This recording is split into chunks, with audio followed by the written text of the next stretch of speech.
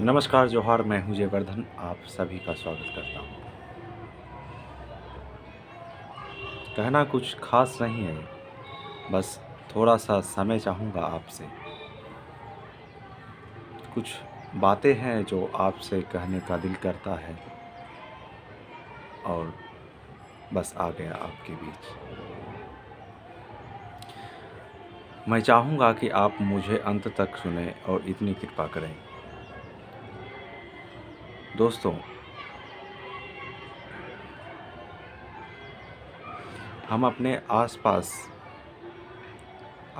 कहने का अर्थ हमारे जो मूलभूत संसाधन हैं, सड़क, रोड, नाली, अस्पताल, न्यायालय, कार्यालय या और भी जितने भी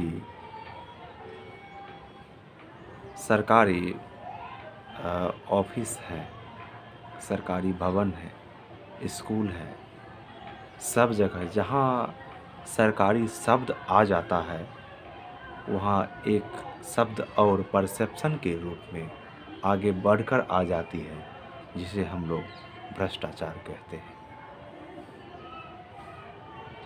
और कोई भी सरकारी मुलाजिम, सरकारी व्यक्ति, सरकारी शिक्षक तक हमें दिख जाते हैं, तो हम सीधे उसे करप्शन से जोड़ देते हैं, ज़रूर करप्ट होंगे।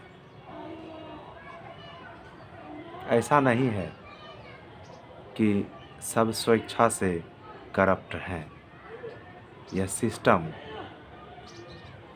में लोगों की जो प्रवृत्ति है, वह उसे करप्ट बना रखी है। मैं मानता हूँ, कितने भी अच्छे लोग इस सिस्टम में शामिल हो जाएं, कुछ ज़्यादा फ़र्क नहीं पड़ता है। आपको विभिन्न स्थानों पे विभिन्न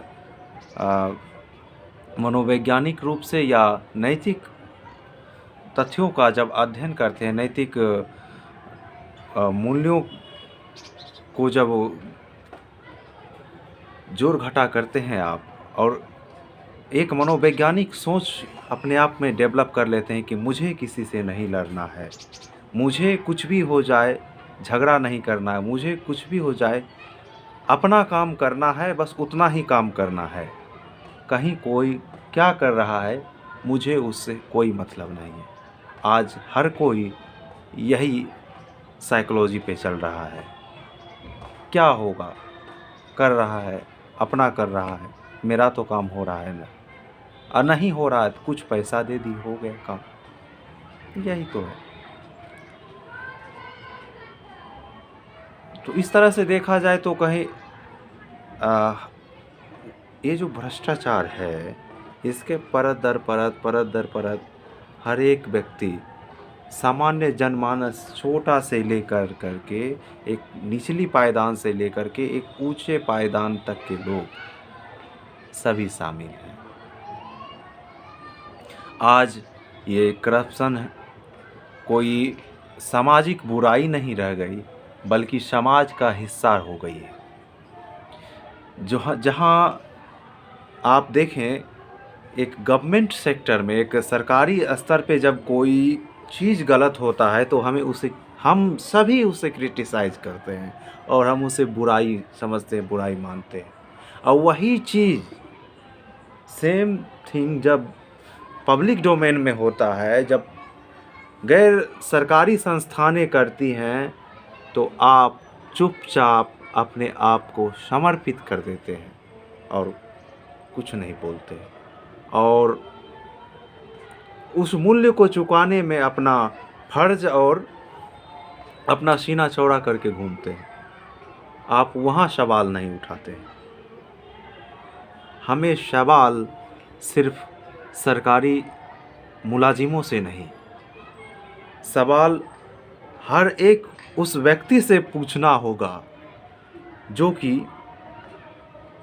भ्रष्टाचार को बढ़ा रहे हैं, भ्रष्टाचार के लिए जिम्मेदार हैं। जिम्मेदार हर एक आम जनमानस है। आपको मालूम होगा, कोरोना पैंडेमिक के बीच जब खाने की किल्लत हो गई थी, दवाई की किल्लत हो गई थी, रोज़गार की किल्लत हो गई थी। एक दवाई था,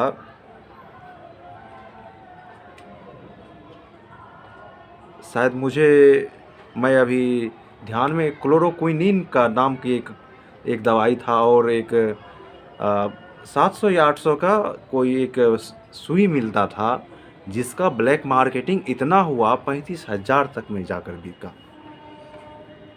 तो मैं पूछना चाहता हूँ, वे सारे जो लोग जो कि 35,000 में 1200 का सामान 35,000 में बेच रहे थे, वे क्या कर रहे थे? समाज कल्याण कर रहे थे।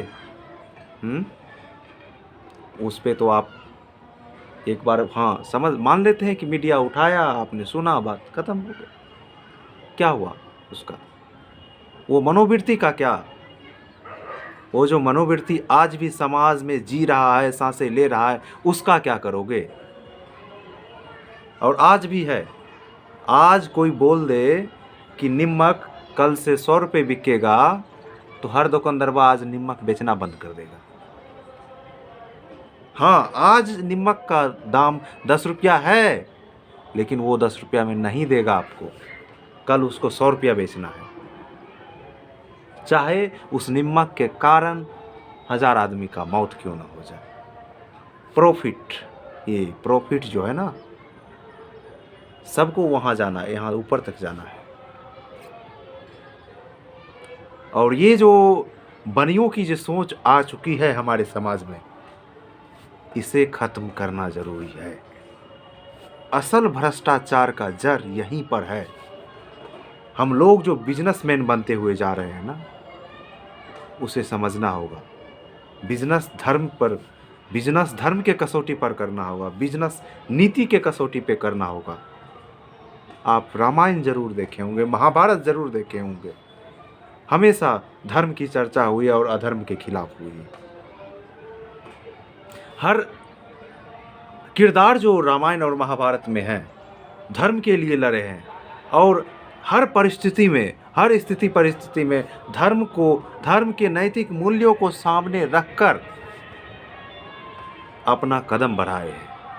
तो आप क्या अपेक्षा कर सकते हैं हमारे समाज में हर परिस्थिति में क्या नीति को या नीतिगत अधिकार जो है, नैतिक मूल्य जो है, उसको कसौटी, उसको पैमाने में रख करके कोई कार्य किया जाएगा? नहीं होता है ऐसा। आज अनाज की कमी हो जाएगी तो यही मार्केट में जो लोग हैं, जो आपके भाई बंधु हैं, मालूम है क्या करेंगे? अभी गेहूँ 30 रुपये किन डालो ना, 200 रुपये किलो बिकते, 1000 रुपये किलो बिकते। किया होता इसे? क्यों होगा ऐसे? कुछ साल पहले की बात है, जैसे अभी ही पहले थोड़ा देर पहले मैं नमक का बात बोला हूँ। कुछ साल पहले एक अफवाह उठी थी कि नमक 500 रुपये किलो बिकेगा। नमक कल से 500 रुपये किलो बिकेगा, और जितना भी मार्केट में नमक था ना, सब साफ हो गया। लोग बेचने के लिए तैयार नहीं था कि नहीं, नमक आज तो नहीं बेचेंगे, कल 500 रुपये बेचेंगे। और यकीन माने सारा नमक साफ हो गया। और लोग उस टाइम जो है नमक 10 रुपया भी, जो नमक का रेट जो है ना मैक्सिमम था। अच्छा नमक जो ब्रांडेड थे ना, जिसमें मतलब क्या कह सकते हैं, टिकली सुनू सब साटल था, तो ऊवर नमक जो है 10 रुपया प्लस में बिकता था, 10 रुपया में बिकता था। बाकी कोई नमक 10 रुपया में नहीं बिकता था। नमक कौन सी है? पानी है और कुछ है उसमें, तो वो 10 रुपये बिकता था। आज देखिए, नमक का जो सबसे लो कैटेगरी का नमक आप लीजिएगा ना, वो 10 रुपये किलो मिलता है। और उस टाइम जो है जो कि 5 रुपये किलो, 6 रुपये किलो, 7 रुपये किलो, 8 रुपये किलो, इस तरह का नमक बिक रहा था। 20-20 रुपया पैकेट करके बेचा गया था, आज से 10 से 12 साल पहले। सोच लीजिए क्या हो गया समाज को। सिर्फ भ्रष्टाचार का जो ये अपमान है, भ्रष्टाचार को जो ये गंदगी है, सिर्फ यह कह देने से कि वो सरकारी मुलाजिमों में है, ऐसा नहीं होगा बाबू। सभी जिम्मेदार हैं। जिसको जहां मौका मिलता है वो वहाँ लूट लेता है। ये सच्चाई है। वहाँ आप भी ईमानदार नहीं हैं, आप भी ईमानदारी नहीं करते हैं, आप बिज़नेस करने लगते हैं। अब बिज़नेस क्या है आज?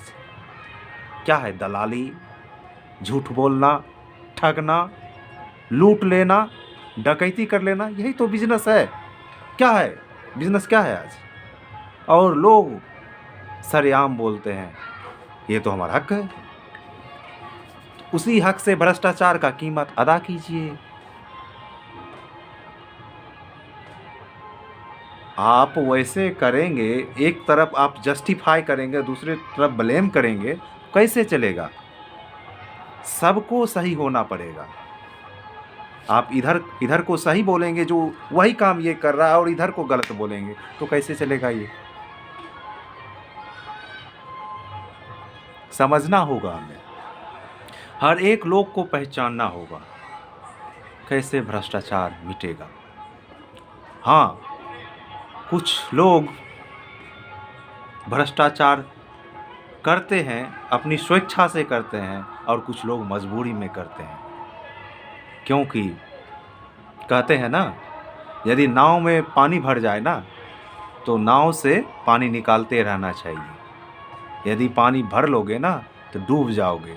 अर्थात वो जो उस पानी में है और नाव में भी जो पानी है, अर्थात जो ईमानदार भी व्यक्ति है वहाँ पर भ्रष्टाचारी सिस्टम के अंदर है, तो उसे भ्रष्टाचार करना होगा, और नहीं करेगा तो वो डूब जाएगा। समझे क्या? तो सबको सुधार करने की आवश्यकता है। ऐसे नहीं होगा। धन्यवाद।